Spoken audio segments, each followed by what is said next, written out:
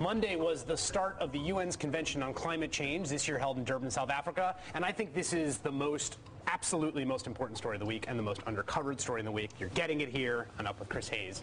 The first of these meetings took place in 1992, and in 1997, countries around the world signed on to the Kyoto Protocol, an international agreement setting binding targets for 37 industrializations to reduce carbon emissions. World leaders will meet in Durban to are meeting in Durban to re-examine Kyoto, and as they do, we find ourselves at a moment when the distant doom once warned of is now imminent. 2010 was the wettest year the planet has ever experienced.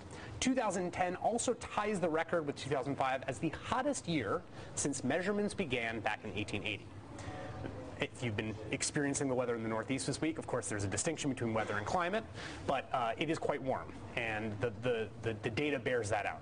For years now, scientists have warned that human-caused climate change will lead to more extreme weather, not just warmer weather. And we're seeing it before our eyes. And here's a brief clip. I find this to be the single most sort of moving, powerful enunciation of the stakes of this. And it comes from Mohammed Nasheed, who's the president of the Republic of the Maldives, an island nation threatened by rising sea levels. Here he is talking to the United Nations in 2009 about what the stakes are for he and his country. Please, ladies and gentlemen, we did not do any of these things. But if things go business as usual, we will not live, we will die. Our country will not exist. Our country will not exist. Joining us now, live from the Climate Change Conference in Durban, it's my great pleasure to welcome Amy Goodman, host and executive producer of Democracy Now!, which airs on more than 900 stations in North America. Amy, we have a delay, so I'm going to get right to the first question. I want you to talk about what the stakes are right now in this round of climate talks in Durban. Well, first, Chris, I just want to say congratulations on your new baby. Let's talk about what's really important here. We even got word in Durban, South Africa. And that's really important because of what she could face. That's what climate change is about. Your baby and babies all over the world, and also adults, what people are facing in the world today. This is not just a fiction of the future. We are experiencing more extreme weather all over the world. The Pentagon understood this under George Bush in a report that was suppressed and finally let out. The Pentagon said it is one of the gravest threats to us, far worse than terrorism in the United States. American bases around the world, populations frightened, drowning, like you heard the head of the Maldives talking about. And so people are gathered here in Durban, South Africa to take this on, and they are deeply disappointed at the role of the United States right now.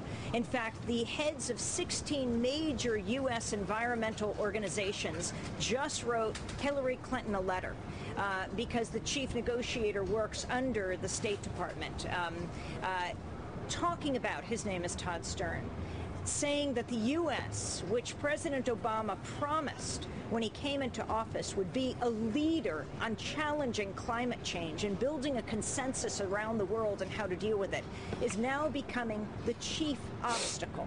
And we are hearing this today. I just came from the streets. I'm in the conference right now, but the streets were filled with thousands of people.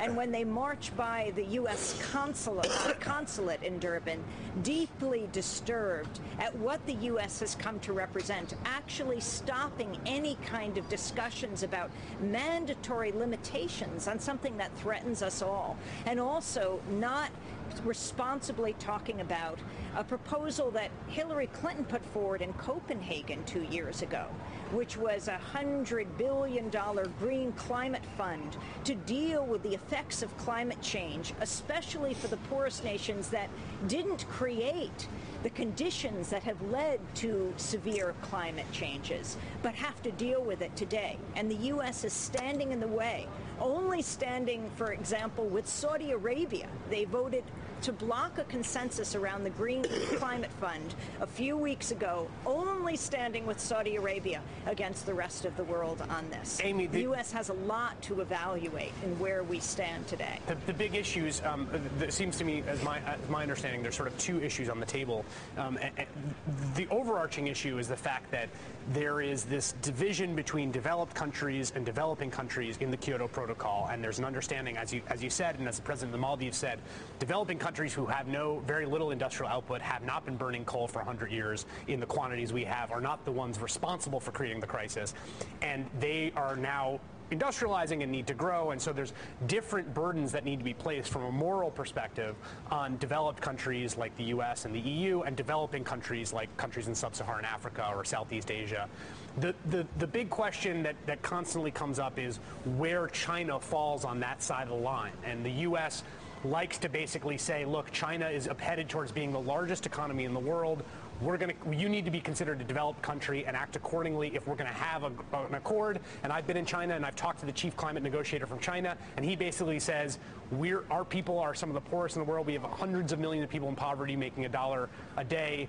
It's ridiculous to think of us that way. I want you to walk me through where that point of contention is right now in Durban. Well, the issue of China is very important, but still the United States is the largest per capita polluter or emitter of greenhouse gases in the world, even more than China. Now, China definitely has to regulate its emissions as well, but that does not preempt a discussion about the U.S. being the leader, as President Obama promised. I mean, you know, you're listening to the discussion you've had of the Republican presidential candidates. The vast majority of them call climate change a hoax. They talk about it as junk science. And I think it's really important for us to understand in the United States how alone we are, when the fact is increasingly in the United States, Americans feel climate change isn't a problem. I think that has to do with tens of millions of dollars being put into raising questions about it by oil and gas companies that have so much to lose. But in the rest of the world, people see that it is not only a very serious issue, that it is the consensus of 99%, another way to use 99% of the scientists, but it threatens countries all over the world. And the U.S., because it is the major greenhouse gas emitter per capita, larger than China, must be the leader here. Yes. Even when it comes to our own country, it's not about being altruistic to the rest of the world. We're talking about freak and extreme weather like we have never seen before in our own country that costs millions of dollars in damages. Amy Goodman, host of Democracy Now! I want you to stay there if you can, and I want to talk more about this after this break, if that's cool.